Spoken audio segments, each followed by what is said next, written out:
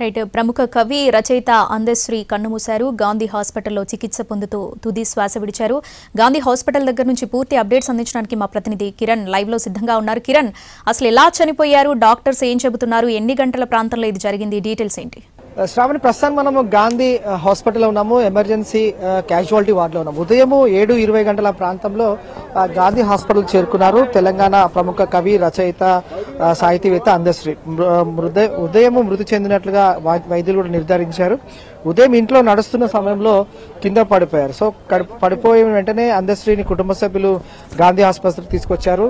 అయితే వైద్యులు కూడా చనిపోయినట్లుగా నిర్ధారించారు. సో ఉదయం ఇంట్లో కుప్పకూలిన అందశ్రీని గాంధీ ఆసుపత్రిలో చికిత్స పొందుతూ ట్రీట్మెంట్ తీసుకుంటూ చనిపోవడం అనేది ఇటు తెలంగాణ సమాజాన్ని ఎంతగానో కలిసివేసింది చెప్పాలి. 1961 జూలై 18న సిద్దిపేట జిల్లా రేబర్తిలో జన్మించారు. అలాగే జయ జయ హే తెలంగాణ గీతం రచించారు అందశ్రీ. తెలంగాణ ఉద్యమంలో కూడా తనకంటూ కీలక పాత్ర పోషించారు అందశ్రీ. తెలంగాణ గీతాన్ని కూడా, అంటే జయ జయ హే తెలంగాణ గీతాన్ని రచించడం ద్వారా కూడా సామాజిక చైతన్యాన్ని నింపారు తెలంగాణలో. అలాగే ఇటు అందశ్రీ అసలు పేరు విషయానికి వస్తే అందే ఎల్లయ్య. కాకతీయ యూనివర్సిటీ నుంచి ఇతను గౌరవ డాక్టరేట్ కూడా పొందారు. ప్రస్తుతం మనం క్యాజువాలిటీ వద్ద ఉన్నాము. క్యాజువాలిటీ వద్ద కూడా వైద్యులు వెంటనే రోడ్డుకి రాగానే వైద్యులు ట్రీట్మెంట్ తీసుకుంటూనే చనిపోయారని చెప్పి నిర్ధారించారు. కొద్ది నిమిషాల క్రితమే ఇక్కడ నుంచి ఎమర్జెన్సీ వార్డు నుంచి క్యాజువాలిటీకి షిఫ్ట్ చేశారు. సో కుటుంబ సభ్యులు ఉన్నారు.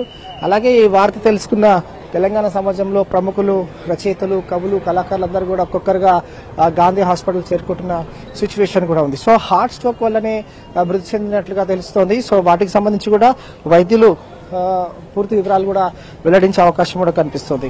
సో వృత్తి పరంగా చూస్తే అందశ్రీ అతను తెలుగు కవి, గేయ రచయిత, సామాజిక చైతన్యం నింపడంలోనూ అలాగే తనకంటూ ఒక ప్రత్యేకతను సంచరించుకున్నారు రచయితగా. చిన్నప్పటి నుంచి కూడా అతను అంటే విద్య కానీ పెరిగిన విధానం కానీ చిన్నప్పటి నుంచి కూడా ఎక్కడైతే ఇటు అనేక రచనా మార్గాల్లో కూడా అతను ఎలగడం జరిగింది. సాహిత్యం, గేయ రచనగా ఆయన గేయాలతో ముఖ్యంగా తెలంగాణ ఉద్యమానికి సంబంధించిన భావాలను కూడా పద్య రూపంలో చేర్చడం ద్వారా కూడా అందశ్రీ ప్రముఖ రచయితగా ఎదిగారు. అలాగే ప్రత్యేక గేయం జయ జయ హే తెలంగాణ అనేది తెలంగాణ రాష్ట్రం కోసం సూచించిన రాష్ట్ర గీతంగా అత్యధికంగా ప్రాచుర్యం పొందింది. ఇక అందశ్రీ కూడా అనేక రచనలు కూడా చేశారు. ఇటు చాలా వరకు కూడా ప్రాచుర్యం పొందింది జయ జయ హే తెలంగాణతో పాటుగా గీతం. ఈ గీతానికంటే ఆయన సుమారు 7 ఏళ్ల గుర్తింపు కావడం, అలాగే ఇందులో తొలిగా 14 ఎక్కడైతే పల్లాలు ఉంటుందో వాటికి సంబంధించి కూడా అనేక మార్పులు కూడా వివరించడం జరిగింది. సో ఇక పురస్కారాలు కూడా, గౌరవాలు కూడా స్వీకరించారు. కాకతీయ విశ్వవిద్యాలయం నుంచి ఆయన గౌరవ డాక్టరేట్ పొందారు. అలాగే నంది పురస్కారం 2006లో నంది పురస్కారం వచ్చింది. గంగా అనే సినిమాకు ఉత్తమ గేయ రచయిత కూడా ఈ పురస్కారాన్ని ఆయన అందుకోవడం జరిగింది. సో 2025 జూన్ 2న తెలంగాణ ఆవిర్భావ దినోత్సవం సందర్భంగా ప్రభుత్వం నుంచి కూడా కోటి పురస్కారాన్ని పొందారు. తెలంగాణ ఉద్యమంలో బాధ్యతాయుతమైన పాత్రను కూడా పోషించారు. రచనా శైలి అలాగే అతని ప్రాముఖ్య విషయాలకు వస్తే కూడా ప్రజాకవిగా అనేక స్థానాల్లో పేర్లతో కూడా గుర్తింపు పొందారు. సాధారణ పరిస్థితుల్లో చదువుకొని చాలా వరకు తన సొంతంగా కవిగా ఎదగడం, అలాగే అనేక గేయాలు, అనేక పాటలు రాయడం, తర్వాత తెలంగాణ సామాజిక చైతన్యాన్ని నింపడంలో కూడా అందశ్రీ తనదైన పాత్ర పోషించారు. ప్రస్తుతం అయితే గాంధీ క్యాజువాలిటీలో అతని మృతదేహం ఉంది. ఇటు ప్రభుత్వం నుంచి కావచ్చు, అలాగే ఇటు మంత్రివర్గులు కూడా చాలా వరకు కూడా అతని మరణం అనేది తీవ్ర దిగ్భ్రాంతిని వ్యక్తం చేశారు. కవులు, కళాకారులు, రచయితలందరూ కూడా ప్రస్తుతం ఇటు ఆ ఎమర్జెన్సీ వార్డులోని క్యాజువాలిటీ కూడా చేరుకుంటున్నారు.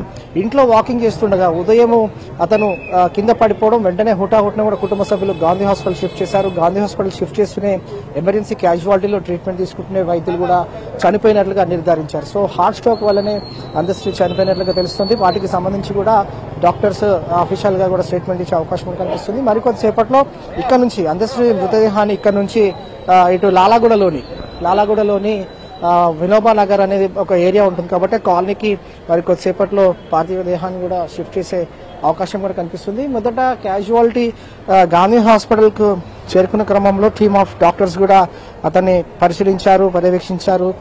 ఇక్కడకు సంబంధించి కూడా అంటే గాంధీ హాస్పిటల్ ఎమర్జెన్సీ బెడ్ నెంబర్లో 12లో కూడా అడ్మిట్ చేశారు. ఆ తర్వాత ట్రీట్మెంట్ తీసుకుంటూ 7:25 చనిపోయాడని డాక్టర్లు డిక్లేర్ చేశారు. సో సీరియల్ మనం అంటే పరిశీలిస్తే 2 గంటల 20 నిమిషాలకి గాంధీ హాస్పిటల్ చేరుకున్నారు. ఎమర్జెన్సీ వార్డుకి 2 గంటల 25 నిమిషాలకి చనిపోయినట్లుగా డిక్లేర్ చేశారు. ఇక లాలాపేట్లోని వినోబ నగర్ ఉంది, లాలాగూడ పోలీస్ స్టేషన్ పరిధిలోకి వస్తుంది ఈ ఏరియా.